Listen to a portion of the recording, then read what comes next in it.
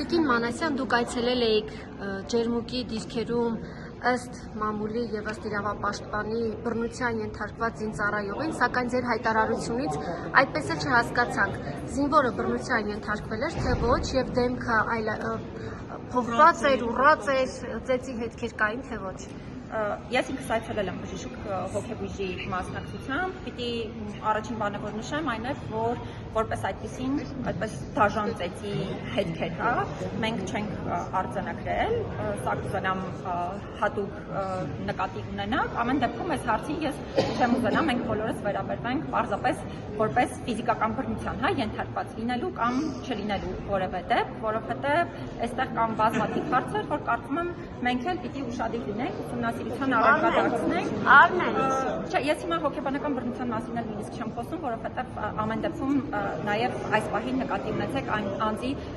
հոգեկան առողջության վիճակն է, հա, դիտարկման ելել է, թե չէ, դաժան չէ, բայց ծեծ եղել է։ Դե ասում եմ մենք հետքեր որպես այդպեսին չենք արձանագրել, դրա համար հիմա ես այնպեսին ավելի շատ իմաստով կներեք, էլի հիմա մի փոքր ավելի ձեզ էլ պարզաբանեմ, հա, հանդիպումը ինքը եղել է շատ ավելի վստահության վրա հիմնված եւ նաեւ նկատի ունենալով անձի այդ թվում հոգեկան առողջության վիճակը վստահության վրա հիմնված անձը տարբեր հարցերով է կիսվել, այդ թվում ոչ թե միայն այնտեղ գտնվելու եւ այլ հանգամանքների հետ կապված, այլ նաեւ հենց իր վիճակի, այդ թվում հոգեբանական վիճակի, դրա համար նկատի ունեցեք, քանի որ ես ինքս էլ նաեւ խոստացել եմ, որ սա չի դառնալու հրապարակային, այլ պարզապես ինքը կիսվել այդ հարցերը, որպեսզի մենք էլ կարողանանք ներողություն էլի կներեք, որպեսզի մենք էլ կարողանանք տարբեր մարմինների հետ համագործակցված տարատեսակ խնդիրներ, որոնք առկա են լուծենք, հիմա այսպես պարզ ասեմ, էլի, առաջին կարևոր հարցը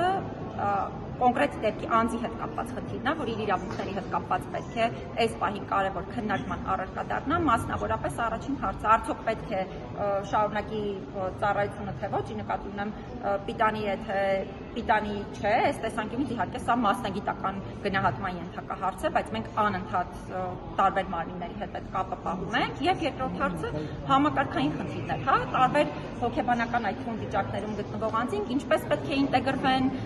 զինվորական միջավայրում, ինչ է պետք անել, որ չի արվում, ինչ խնդիրներ կան, որ պետք է լուծել եւ բնականաբար նաեւ մենք տարբեր հարցերով ուսումնասիրություններ ենք պահանջել։ Տիկին Մանասյան, այսինքն ձեր խոսքից ներողություն, էլի, ձեր խոսքից ենթադրվում է, որ տվյալ զինվորը ունի հոգեբանական խնդիրներ։ Տվյալ զինվորը զորակոչված է եղել,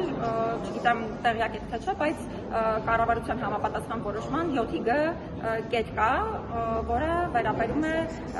տարբեր հանգամանքների, հա, մարդու հոգեկան վիճակի հետ կապված եւ այո, ըստ էության հոգեբանական վիճակի։ Այսինքն ինչպես է այդ դեպքում այո, ինչպես է եղել։ Դրա հետ կապված այս պահին համենայն դեպս հակառակը պնդելու որևէ հիմքեր չունենք, եթե լինեն հիմքեր, բնականաբար դրա վերաբերյալ էլ արձանագրումներ կանենք։ Ճնշվածությունն որտեղից է եղել, սպայական կազմից է եղել, զինծառայողների կողմից է եղել, որովհետև մայրը ասում է, որ չի ուզում վերադառնա տղան այդ զորանից։ Այսինքն մի բան ինտեղ իրեն անհանգստացնում է։ Հիմա դրա համար էլ մենք պետք է համապատասխան ուսումնասիրություններ անենք, ես դրա համար եմ ասում, որ մի փոքր պետք է սպասել, որովհետև անձի հետ կապված այս պահի դրությամբ թե իր հոգեկան առողջության վիճակն է դիտարկման ներքո գտնվում, թե մենք էլ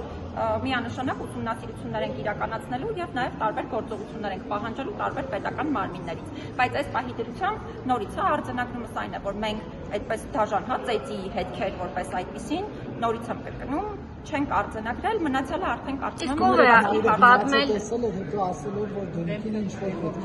բայց մայրը եթե չեմ սխալվում լրատվամիջոցներից որևէ մեկին նույնիսկ կարծեմ հենց ազատությանն է, չէ՞։ Այտուցված է եղել ասում այտը։ Կարմրության մասին է, չէ՞, ենթադրում եմ։ Ուռած այտուցված։ Ծեծի մասին կարծես թե շատ հստակ։ Այո, շատ հստակ տեղեկանություն կա։ Այ ինձ ծնողն էլ ըստ էության, հա, չէր պնդել նաև մեզ հետ վերջում, հա, այո, կնեի հաղորդագրությունից հետո իսկ հնարավոր է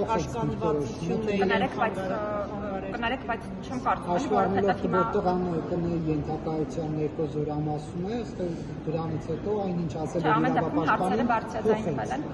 Հիմա այսպես ասում էլի, պիտի նաև ամեն ինչը փաստերով, հա, փորձենք դիտարկել եւ նորից եմ կրկնում։ Դեպքը շատ զգայուն դեպք է, այդ թվում բոլորս պետք է փորձենք այնպես անել, որպեսզի հանկարծ այդ տղան, ով հետագայում նաև քաղաքացիական կյանք է, հա, ունենալու հանկարծ թիրախավորման, խոցելի իրավիճակում չհայտնվի, հետևաբար այս տեսանկյունից կարծում եմ վստահ եմ, էլի ձեզանից յուրաքանչյուրն էլ այդ բոլոր հարցերին ուշադրություն դարձնում է, հետևաբար փորձենք մի քիչ ավելի զգայուն լինել այդ թվում այս հրապարակային